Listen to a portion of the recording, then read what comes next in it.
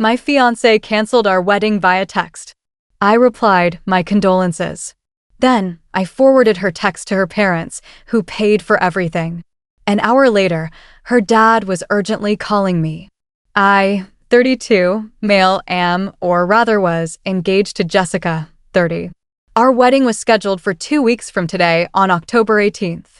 The venue was booked, a stunning, historical building that cost a small fortune. The caterer was confirmed. The flowers were ordered. Her dress, a custom-made confection of lace, and what I now understand was pure entitlement, was paid for and awaiting its debut. And the financiers of this grand production, her parents, Richard and Susan Vance, Richard in particular, were immensely proud of the affair, treating it less like a wedding and more like a corporate merger where he was acquiring a son-in-law he deemed stable. This morning at 9:17 a.m., while I was trying to focus on a spreadsheet, my phone buzzed. It was a text from Jessica. Hey, I can't do this. I'm not in a place to get married right now. My heart isn't in it, and I need to follow my truth.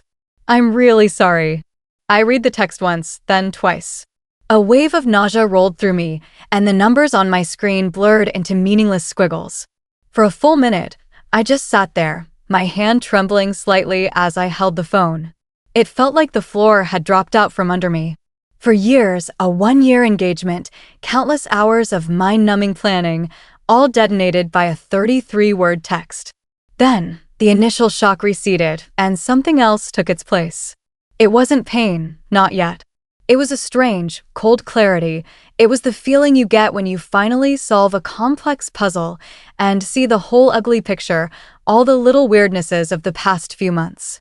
The late nights she claimed were with friends, the sudden intense friendship with a wellness guru named Joseph, the way she'd angle her phone away from me, they all snapped into a perfect, horrifying alignment. My fingers felt clumsy, but they moved. I thought about typing 1,000 things, a torrent of anger and questions, but what was the point? She hadn't given me the respect of a conversation. I wasn't going to give her the satisfaction of a meltdown. A flash of dark, morbid humor struck me. I typed back 2 words, my condolences. It felt right. It was for the death of our relationship, for the person I thought she was, for the future that had just been executed. Then, with a steadiness that surprised me, I took a screenshot of her text. I opened my email, attached the image, and sent it to Richard and Susan Vance. The subject line was simple, regarding the wedding. I added no commentary. The text was its own testament. I put my phone on silent and shoved it in my desk drawer. I couldn't look at it. I spent the next hour pretending to work, my mind a blank, roaring void. The chaos was coming, but I had simply rerouted the storm to its source. When I finally pulled my phone out an hour later, it was a war zone. 12 missed calls from Jessica, 7 from Susan, and 1, the most recent one, from Richard. His contact photo, a picture of him on his boat, looking smug, stared back at me. The notification simply read, Richard Vance, urgent call requested. I took a deep breath, let it out slowly, and knew I had to wait. I couldn't take that call in my office. I needed to be on my own ground before facing the man who cared more about his deposits than my dignity. Update 1, 3 days later. Thank you for the comments and DMs. It's validating to know I'm not crazy. Many of you asked about the call with Richard. I waited until I was home that evening after giving myself hours to let the adrenaline subside and think clearly. I needed every ounce of composure I could muster. I poured a whiskey and hit dial. He picked up before the first ring finished. Thomas, he barked. It wasn't a greeting. It was an accusation. Richard, I replied, my voice steady. I got your email. What the hell is this? Is this some kind of joke? I wish it were, I said calmly. I received that text from Jessica at 9:17 a.m. That's the entirety of what I know. There was a muffled sound, and then Susan's piercing voice came through the speaker. Thomas, darling, what is he talking about? Jessica said, you two had a little tiff. She's just got cold feet. All brides get it. You're the steady one, Thomas. You need to fix this. You need to fix this. The phrase echoed in my head, the sheer audacity of it. I, the recipient of the breakup text, was now tasked with being the emotional janitor for their social catastrophe.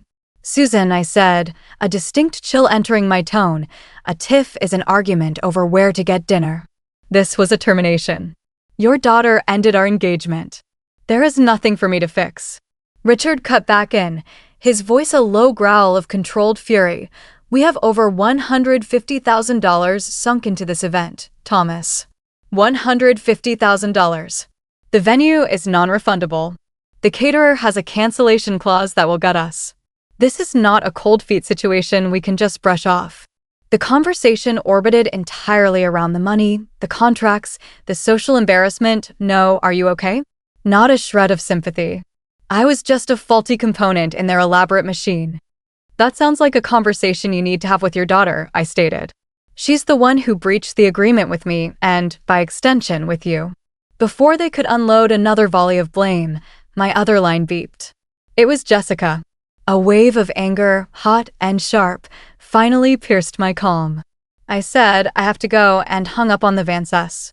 I stared at Jessica's name on the screen and hit ignore so hard I thought the glass might crack. A moment later, the text started. You told my parents. You went behind my back and tried to turn them against me. You know how my dad is. This is exactly why I couldn't marry you. You're so manipulative and vindictive. You need to call them right now and tell them you overreacted and we're working through it. My dad is threatening to cut me off. This is your fault. It was breathtaking, the complete and total abdication of responsibility. I didn't reply. Instead, I walked into my home office. On the corner of my desk was a heavy, polished wooden box. Inside, nestled in velvet, was the custom-made chronograph watch I had bought for Richard. It was a beautiful piece, subtly engraved on the back. Richard, thank you for welcoming me into the family. Thomas, October 18th, 2025. The wedding date. Our wedding date. I closed the box. I felt the first real pang of grief, not for the Jessica who sent that text, but for the woman I thought I was marrying, for the family I thought I was joining, for the future that was now just a ghost. I spent the next few days in a fog, methodically canceling my arrangements, informing my family, and trying to keep my head above water. The real trouble, I would soon find out, was just beginning. Update 2. The past week has been an education in audacity. The Fiancée, having failed to guilt me into fixing their problem, moved on to asset recovery.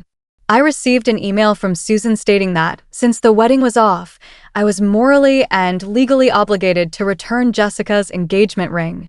She helpfully suggested it could help offset some of the catastrophic losses they were incurring. They wanted me to return the $22,000 ring I paid for so they could pawn it. I replied with a link to our state's laws on conditional gifts and a simple message. The ring is my property. Consider the matter closed. Of course, they didn't. Jessica began a smear campaign. I started getting tentative calls from mutual friends. The story she was spinning was that I had become controlling and emotionally distant, that I was suffocating her. Joseph, the guru, was now the heroic friend who helped her find the strength to leave. I wanted to scream, but instead I consulted a lawyer, not for a lawsuit, but for strategy. I explained the whole situation, the text, the money, the lease on our apartment, which is primarily in her name, and the smear campaign. His advice was grim but empowering. You're in a war, he said. The goal isn't to win. It's to extract yourself with the least possible damage. Document everything, communicate only in writing, and protect your assets. Armed with this, I handled the friends issue. In a group chat for a now-canceled wedding event, I posted a simple message. Hey everyone, I'm sure you've heard the wedding is off. Just to be clear, Jessica ended our engagement last week. It's been a difficult time, and I'm focusing on the logistics of separating our lives. I wish her the best. It was neutral but factual. It corrected the record without being dramatic. The private messages I got afterward confirmed it was the right move. The Fiancée and Jessica's stories were already starting to contradict each other. The real test came this morning. My doorbell rang. It was Jessica and Joseph. He was exactly as I'd pictured, tan, perfect teeth, and the vacant eyes of someone who uses the word synergy without irony. I need to get my things, she said, not looking at me. I stepped aside. Jessica walked in and started pointing at our shared life, the TV, the espresso machine, the leather sofa. For each, she'd say, "I helped pick that out," or "My mom gave us money for that." I just stood there, arms crossed. I paid for the TV. The espresso machine was a gift to me from my brother. "Your mom gave us $500 for the sofa. You can have it if you give me the $2,500 I paid for the rest of it." Her face tightened. The lifestyle she enjoyed, she was realizing, was one I had financed. Then her eyes landed on the watch box on my desk. "Oh, good," she said, her voice dripping with fake sweetness. "You were going to give that to Dad. I'll take it to him. It might smooth things over." She reached for it. I moved faster, my hand covering the box. "No." The word hung in the air. "What do you mean no?" she scoffed. "I bought that for my father-in-law," I said, my voice low and hard. "I don't have one of those anymore." "You made sure of that." The condition for the gift was not met. Joseph stepped forward, puffing out his chest. "Hey man, don't be a jerk. It's a watch." I turned to him. "You're right. It is, and it's mine. Jessica, get your clothes and your personal items. Nothing else. You have 1 hour." The shock on her face was profound. She had mistaken my patience for weakness. They grabbed a few boxes and left, but the biggest fight was yet to come, and it was about the one thing she couldn't pack in a box: the apartment lease. Update 3. The aftermath of their visit was tense. I knew I had to get her off the lease. Following my lawyer's advice, I sent a formal notice via certified mail and email. It stated she had 30 days to coordinate the removal of her remaining belongings and sign the lease transfer paperwork. It was a standard, legally sound procedure. I expected a fight. I didn't expect the power to go out. A week after I sent the letter, my apartment went dark. My internet died. I checked the utility company website. The account under the name Jessica Vance was past due and had been disconnected. In her dramatic exit, she had forgotten to pay the bills that were solely in her name. I felt a surge of fury, followed by a grim sense of satisfaction. This was a consequence of her own making. The next day, I called the power company to set up a new account. The agent informed me that, because there was an outstanding balance tied to the unit, I would either have to pay it off to get service immediately or go through a lengthy process of proving new tenancy that could take weeks. I was trapped. I needed to work with a curse. I paid the $480 she owed. I paid her debt to keep my lights on. I sent a screenshot of the receipt to her and Susan, with the subject, "Final Utilities," and immediately blocked them both. The real confrontation happened last Friday. My doorman, Charles, called me. "Thomas, Jessica is down here. She's saying she's a resident and demanding access to her apartment. Her key fob isn't working." My lawyer had told me to have the fob deactivated after she was given formal notice. "Is she with anyone?" I asked. "The tan guy," Charles said. "He's kind of pacing around like a jerk." "Okay, Charles, don't let her up. Tell her she needs to coordinate a time with me in writing, as per the legal notice. If she refuses to leave the lobby, please call the police." I hung up, my heart pounding. This was it. I grabbed the file with a copy of the lease and the certified mail receipt and went downstairs. The scene was worse than I imagined. Jessica was yelling at Charles. Joseph was predictably filming it with his phone. "There he is," she shrieked. Tell him he can't lock me out." As if on cue, 2 police officers walked in. Jessica immediately turned on the performance. "Thank God he's illegally evicted me. He cut off my power and he's holding my things hostage." When she was done, one of the officers, a tired-looking man who had clearly seen it all, looked at me. "Sir, what's going on?" I didn't open with my evidence. I just looked at Jessica. "Jessica, you left. You abandoned the apartment. I sent you a legal notice to arrange a time to get your things. You haven't. Instead, you show up and cause a scene." To the officer, I said, "This is a civil dispute. She is the primary on the lease, but she has moved out. I have given her formal notice to collect her property. She's refusing to follow the procedure." I held up the folder. "I have all the documentation." The officer sighed, not even looking at my folder. "Ma'am, is it true you're no longer living here?" "Well, I'm staying with a friend.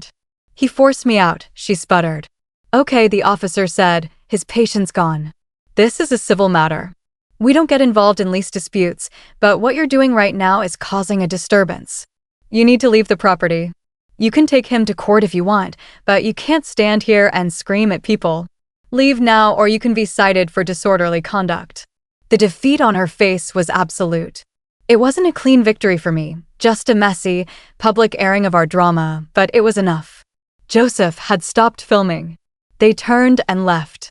As I walked back to the elevator, Charles gave me a sympathetic nod. "Sorry, man." "It's not your fault, Charles," I said. "Thanks for handling it." The battle was over, but the war wasn't. She still had to get her things. And I had a feeling the final act was going to be pathetic. Final update. It's been a while. The 30-day clock ran out. On the final day, I got a TR email from a lawyer she had clearly scraped together the money to hire. It arranged a time for her to retrieve her personal effects and included a signed copy of the lease transfer she had folded. The moving day was a sad, quiet affair. No Joseph, just two movers. She wouldn't look at me. She just walked through the apartment, pointing at the boxes I had neatly packed. Her face was a mask of stone-cold resentment. The whole thing took less than an hour. As the movers carried out a hideous floor lamp she loved, its cord snagged and the ceramic base cracked. Jessica flinched and a small, almost inaudible sound escaped her lips. It was the only emotion she showed, and then she was gone. The silence that followed was the cleanest sound I've ever heard. The story doesn't end there, but I've had to piece together the rest of it from fragments. There was no single source, no satisfying intelligence report. Life isn't that neat. I heard from a mutual friend who works in event planning that Richard Vance had gone on a rampage, calling every vendor, threatening lawsuits and bad reviews. But contracts are contracts. The friend estimated their losses were well into 6 figures. The primary loss, though, wasn't financial, it was the humiliation. I ran into another old friend at the grocery store. It was awkward. But after a few minutes, she hesitantly told me that Jessica and Joseph had a massive public breakup. The rumor was that once her father's financial support was cut, Joseph's interest in her vibrational energy plummeted. He was gone within a month. The final piece came from a venomous email Susan sent me after I forwarded the final paid-off utility bill. It was a rambling, blame-filled tirade that, between the lines, painted a picture of a family in turmoil, a furious husband, a distraught daughter, and her, in the middle, blaming me for the entire disaster. As for me, I'm doing okay. The first month was about anger and logistics. The second was about processing the grief, not for Jessica, but for the lie I had been living. I grieved for the fool I had been. Some nights, the sheer audacity of her betrayal still hits me, and I feel that old, hot anger. But then I wake up in my quiet apartment, an apartment that is now truly mine, and I feel a profound sense of peace. I sold the engagement ring. I used the money to pay off the last of the wedding-related debts I'd incurred and put the rest away. It felt like closing a bad account. And the watch, the custom chronograph for Richard, is still in its box, tucked away in my safe. For a while, I thought about selling it, but I haven't. It's not a trophy. It's just a reminder. A reminder that my instincts were trying to tell me something for months. A reminder that my calm, methodical response wasn't about revenge, it was about survival. It's a monument to the most expensive bullet I ever dodged. Thank you all for listening. It's time to log off and go live the life that's actually waiting for me.